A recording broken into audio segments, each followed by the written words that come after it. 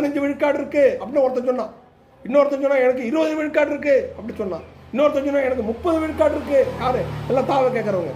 தாவைக்கா 2ஆம் கட்ட தலைவர் சொல்றாங்க, ஒருத்தரே 10 விழுக்காடு, அடுத்தது 15 விழுக்காடு, 20 விழுக்காடு, 25 விழுக்காடு, 30 விழுக்காடு, 40 விழுக்காடு வாக்கு எங்களுக்கு இருக்கு. கருத்து கணிப்பு எங்களுக்கு சொல்லிடுச்சு, நாங்க தான் ஆட்சிக்கு வரப்போறோம் அப்படின்னு யார் சொன்னது? முத ஆரம்பிச்சது இந்த தாவேக்கா குரூப் தான் அதை ஆரம்பிச்சது. அவங்களே அவங்களுக்குள்ள ஒரு கருத்து கணிப்பை நடத்தினாங்களோ நடத்தலையோ, சும்மா ஒரு டம்மியா ஒரு கருத்து கணிப்புன்னு சொல்லி அதை பத்திரிகையாட்ட சொல்லி நாங்க தான் ஆட்சிக்கு அமைக்க போறோம், 40 விழுக்காடு எங்களுக்கு வந்துடுச்சு, நாங்க தான் ஆட்சின்னு சொல்லிவிட்டு நேற்று இந்த கருத்து கணிப்பு வெளியிட்டவங்களெல்லாங்க இந்த ஆள் பேசியிருக்காரு பாருங்க. கண்ட மேனிக்கு ஐயா மோசமாங்க. பத்திரிகையாளர்களை அவ்வளவு மோசமா யாரும் பேச மாட்டாங்க. அரசியல்வாதி பத்திரிகையாளரை பகச்சிக்க மாட்டாங்க. பத்திரிகையாளர் இப்பயே சரியா இல்லைங்க. இவர் சொல்றாரு கருத்து கணிப்புலாம் காசு வாங்கிட்டு கருத்து கணிப்பு எழுதுறீங்க அப்படின்னு சொல்லிட்டு. கருத்து கணிப்பு இல்லை, கடுப்பு கணிப்பா கருத்து கணிப்பு மோசமா ஒருமையில பேசுறாரு. பத்திரிகையாளர்ல ஒருமையில பத்திரிகையாளர்லாம் கொஞ்சம் உணர்வோட இருங்க, உண்மையை எழுதுங்க.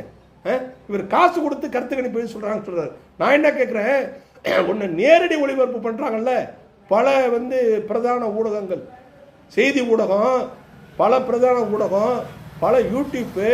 நீ வீட்டை விட்டு கதவை, இதோ விஜய் எழுந்து விட்டார், இதோ விஜய் பிரஷ் எடுக்கிறார், நினைக்கிறார், பல்லுல வைக்கிறார், தேய்க்கிறார், லெட்டின் உள்ள போயிருக்காரு, என்ன செய்யிருக்காரு தெரியல, இதோ கதவை திறந்து விட்டார், அடி எடுத்து வெளியிலே வைக்கிறார், இதோ காரில் ஏறப்போகிறார், ஏறிவிட்டார், உட்கார்ந்து விட்டார், இதோ போயிட்டு இருக்காரு, விஜய் போயிட்டு இருக்காரு, அப்படியே கூட்டம் பரபரக்க போயிட்டு இருக்கான்னு சொல்லி ஊரு நீ வீட்டை விட்டு வெளியில கிளம்புல இருந்து நீ திரும்பி வீட்டு உள்ள அடையிற வரைக்கும், நீ வீட்டு உள்ள அடைஞ்சுதான் கிடக்க, வீட்டு உள்ள அடையிற வரைக்கும் உன் கூடியே கேமரா தூக்கிட்டு ஓடியாராங்கல்ல.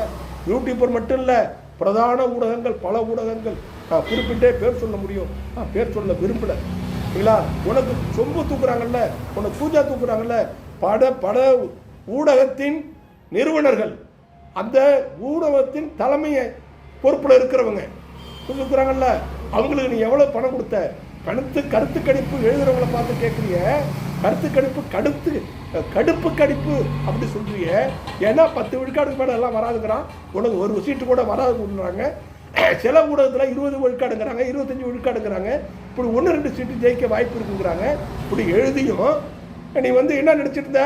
எல்லா ஊடகமும் இந்த செய்தி சேனல், இந்த பிரதான செய்தி ஊடகம் மாதிரி உனக்கு விஜய் முதலமைச்சர் ஆயிட்டாரு, 210 சீட்டு ஜெயிக்க போறாரு, 220 சீட்டு ஜெயிக்க போறாருன்னு எழுதுவாங்கன்னு நினைச்சிட்டு இருந்தியா கருத்து கணிப்புல?